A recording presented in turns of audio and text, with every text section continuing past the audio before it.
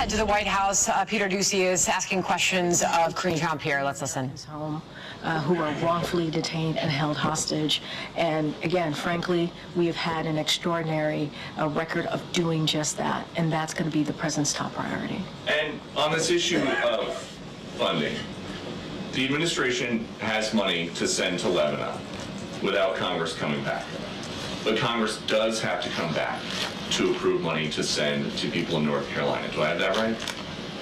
Here's what I'm going to be very clear about. The president and the vice president has had a robust whole of government response to this. Hundreds of millions of dollars. I said it at the top, more than $200 million that we have directly put towards survivors here for disaster help. And that's because of this president's commitment to make sure that we are there for communities that are impacted. We take this very seriously again.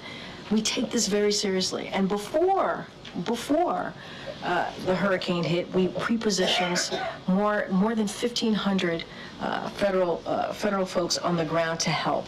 And so we have made sure that every state has gotten their storm requested emergency declaration.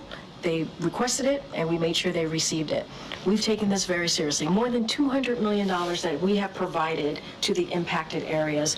But instead, people want to do disinformation, misinformation, which is dangerous, Because then when folks on the ground hear that, they may not want to ask for the help that they need. That is there for them.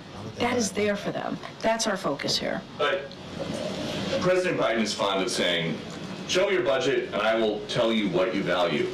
If he's got money for people in Lebanon right now, without Congress having to come back, what does it say about his values? There's not enough money right now for people in North Carolina who need it. That's not misinformation. Wait, no, that is, your whole premise of the question is misinformation, sir.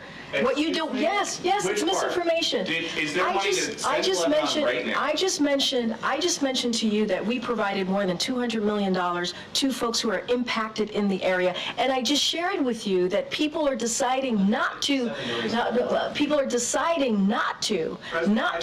Congress that there's not enough money to help people in North Carolina. We're talking about the SBA disaster loan. That's money for people in North Carolina. And that's important, and people in North Carolina need that. Wait, this is nothing new. Peter, this is nothing new. Congress comes together, they provide money, millions of dollars, for disaster relief. We're asking them to do the job that they have been doing for some time. From a letter that President Biden sent to Johnson, McConnell, Schumer, and Jeffries. The president's letter is not misinformation. Would you agree?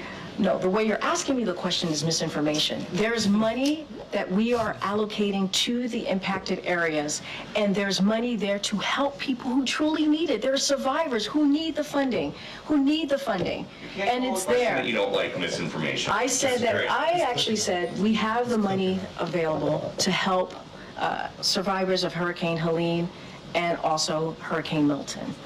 Now there's going to be a shortfall, right? Because we don't know how bad Hurricane Milton is going to be. And so we're going to need additional funding. That's exactly what I just asked about. And you said it was misinformation. What you're asking me is why Congress needs to come back and do their job. That's what you're asking me. Congress needs to come back and do their job and provide extra assistance, extra funding to disaster relief fund. That's what Congress needs to do, and we're going to continue to urge that. You may not want that, but that's okay. That's what this president wants, and that's what the vice president wants. Thanks, everybody.